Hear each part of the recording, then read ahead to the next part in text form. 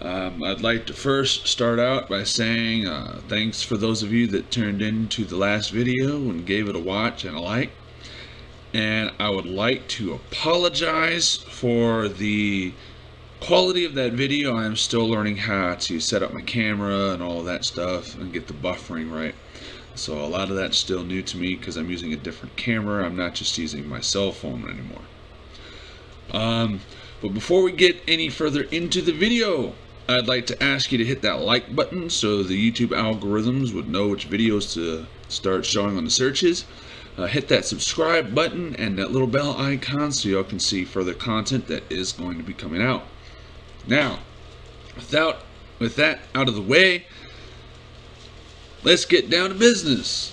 So first, I noticed I wasn't very much of a connoisseur with the last video and didn't give all that much of a rave review about the drink that I was drinking on. So let me remedy that this week. Alright? So,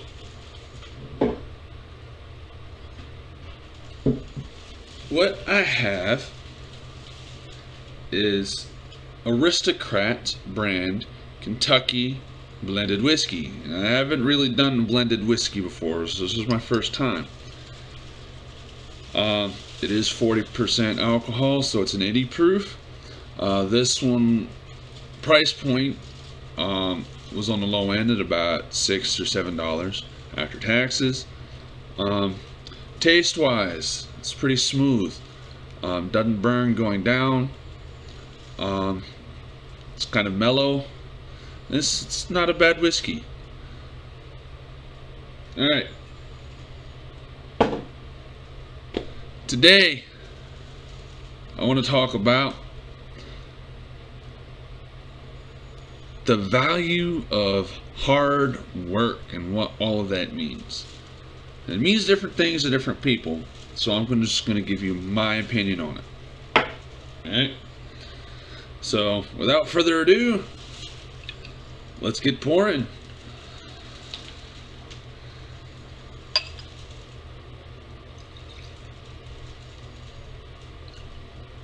Alright, there's mine. Go ahead and pour yours. Smells good. It's got a nice little caramelly color.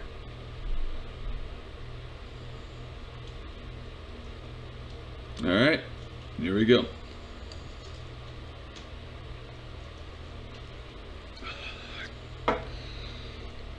So, hard work, and more importantly, an appreciation of hard work. So, I'll start with, how can you truly appreciate anything that you have, your own, whatever, if you didn't work hard to get it?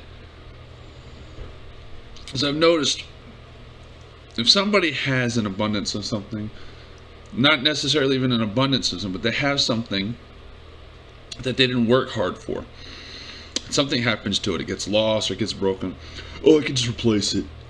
I can just replace it, blah, blah, blah, blah. If it's too easy for them to replace, it means they didn't really have a lot of value in that particular thing. Now, let's flip that. Let's say you worked your butt off to get that particular thing. Even if it was cheap, you worked your butt off to get it, and something happens to it or gets broke. You're not going to be so quick to say, oh, let's replace it. Or someone else says, well, let's just replace it, blah, blah, blah. You're going to, you know how hard I worked to get that and or achieve that, or blah, whatever it is.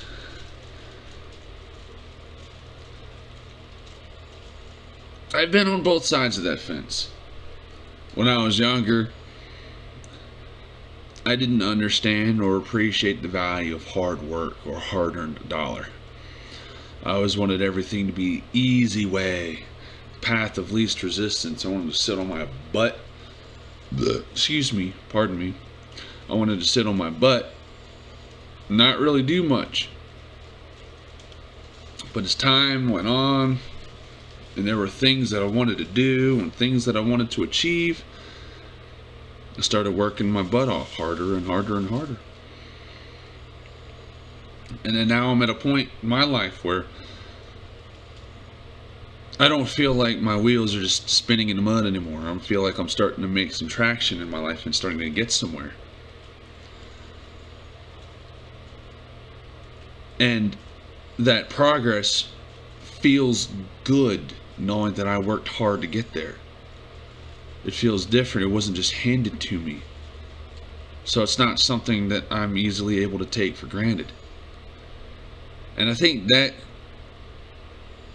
is the difference between people that work hard for what they got and those that just want it handed to them. Those that work hard for it, they don't take it for granted. They don't feel entitled to it, or at least they don't have a false sense of entitlement to the thing it is that they worked hard for. Whereas you have some individuals out there, they don't want to do anything, but yet they feel like they should be entitled to everything. And I'm sorry to say, but it just doesn't work that way. Here's a few reasons why. One, even as far back as Genesis in the scriptures, when Adam and Eve were first put out of the garden, Yahuwah told them, by the sweat of their brow will they till the fields. That tells me that even for our basic survival, we need to work for it. It's not supposed to just be handed out to us. Now, granted, there are a few out there that are unable to work. Those are the exception, and I feel like we should be taking care of our disabled and our feeble and our sickly and our elderly. We need to take care of them. But to those of you out there, those of us that are not disabled, we have the ability to go out there and work, then by all means you need to be out there working and providing for those that cannot, especially yourself. So there's another part of the scripture that says, if a man does not work, he does not eat. It goes back again to that part in Genesis. By the sweat of your brow you will till the field. There's another example. Before Yahuwah made man, he made the garden. He made man to tend to the garden. That's an illustration that he made the task before he made the one to do the task.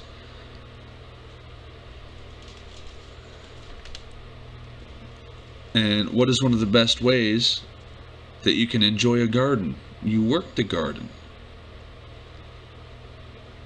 Those that you don't work your garden, you're going to take it for granted. It's just going to sit fallow and it's not going to produce anything in your life. It could be a metaphorical garden, a figurative garden, a mental garden, a physical garden, a real garden, whatever it is that's a garden in your life, tend to it. So that's the only way you're going to get any kind of fruitful anything in your life. But sitting on your butt not doing anything, you're not going to get anything that way. You're not going to pull anything into your life.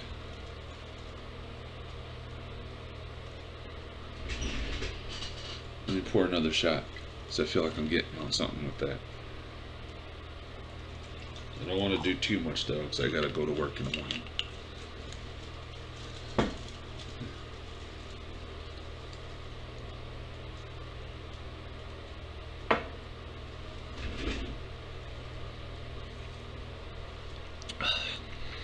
If your garden is a relationship, tend to your relationship. Relationships take work, especially the successful ones. It's not all honeymoon and roses and sweet nothings and kisses and poetry and romance. It's not always going to be like that.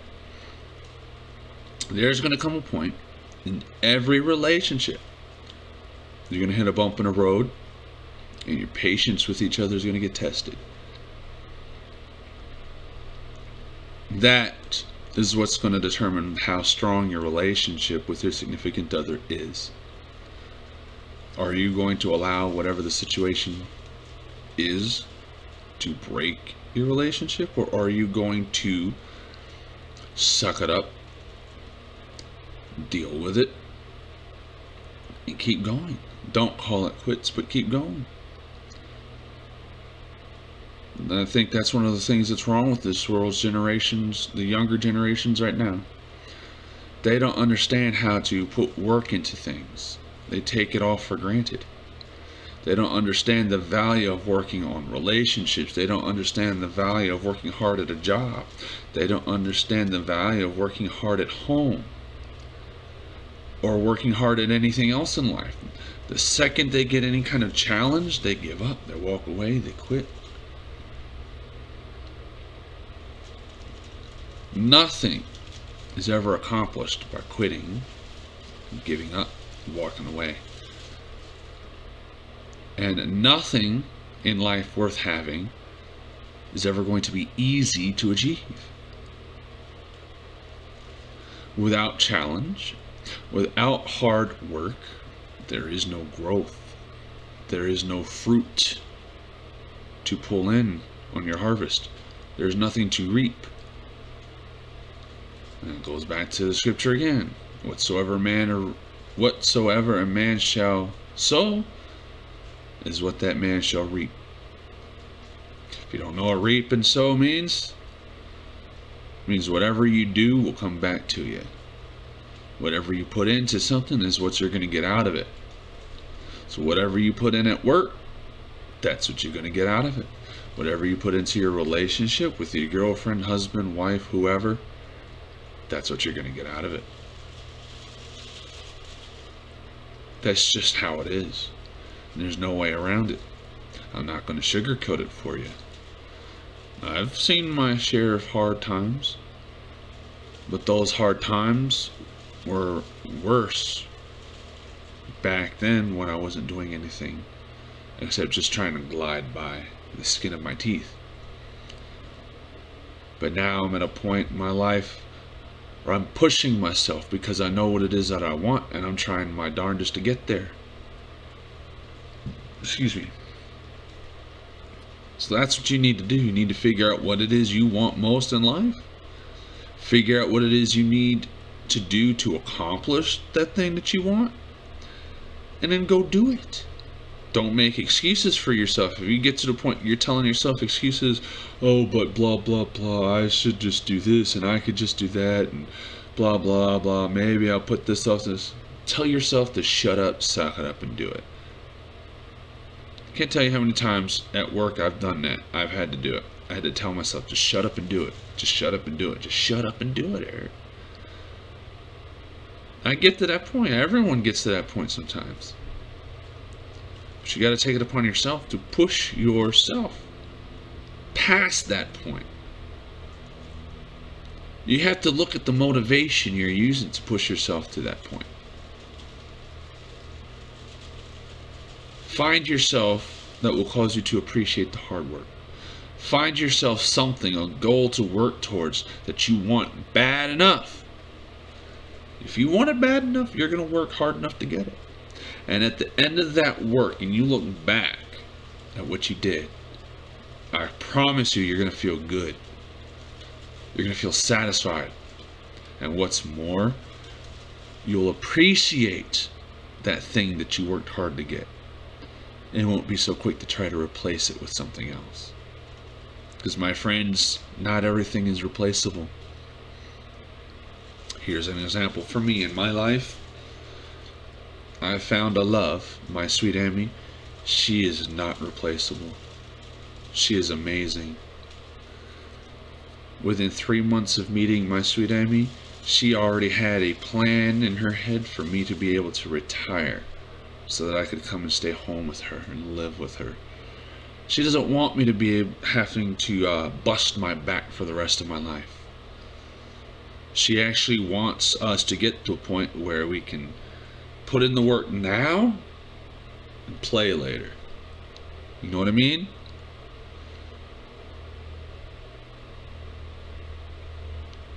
That's what I want. And that's what everybody should want. You put the work in now. Get the work done and over with. Just get it out the way and get it done with. And get yourself to a point where you can just go play and enjoy the rest of your life and enjoy the fruits of your labor.